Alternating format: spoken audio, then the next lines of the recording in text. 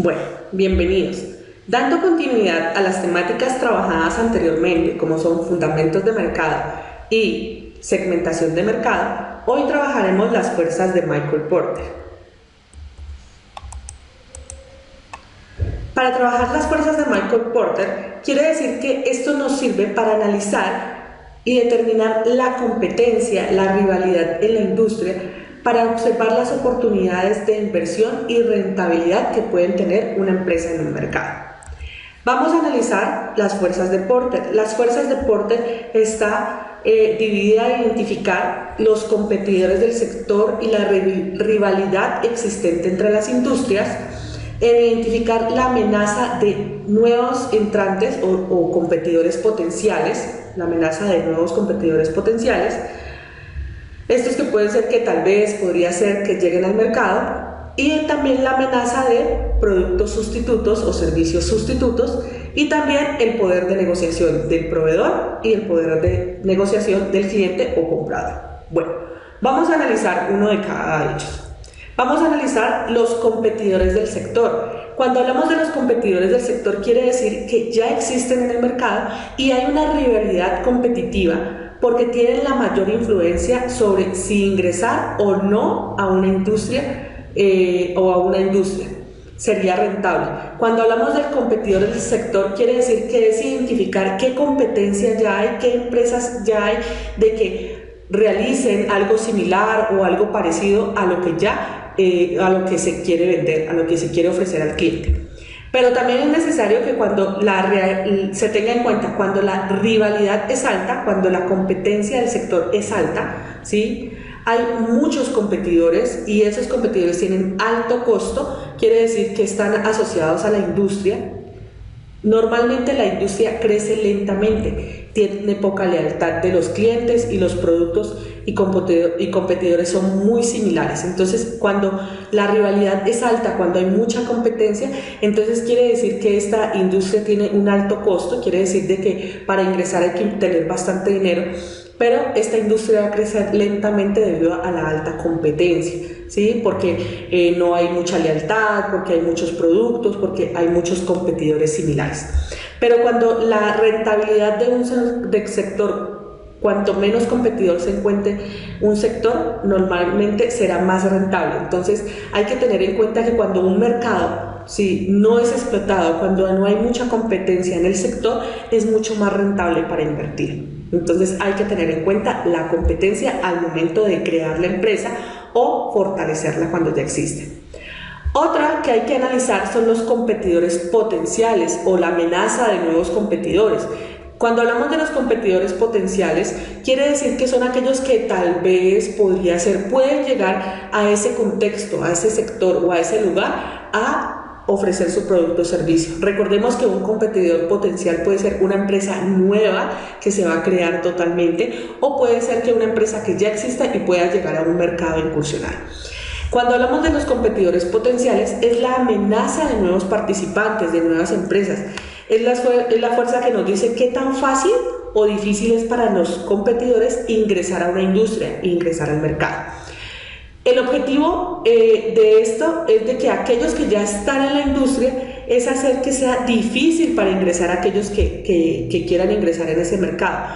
Puede darse por diferentes barreras de entrada, como son las regulaciones gubernamentales, las marcas establecidas, la alta inversión de capital, los productos únicos y la lealtad de los clientes disminuye a la amenaza de nuevos participantes.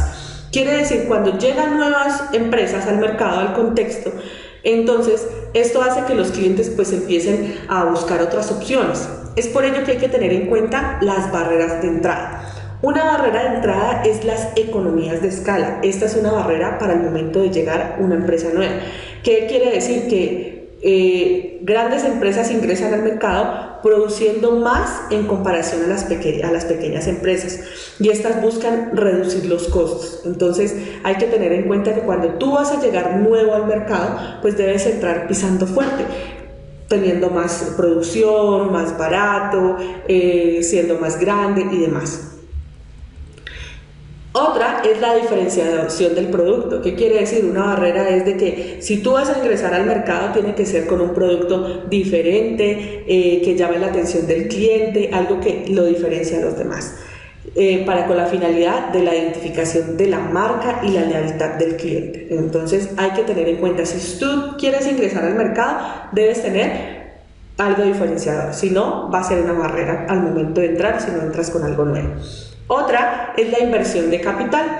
Los nuevos participantes o las nuevas empresas tienen que invertir grandes recursos financieros para competir en la industria, con la finalidad de llamar más la atención. Entonces, si tú vas a ingresar nuevo al mercado, a hacer competencia de otras empresas que existen, debes invertir grandes recursos financieros con la finalidad de darte a conocer y dar la diferencia de tu empresa, de ver que son más grandes, de que tienen nuevas cosas, mejores cosas.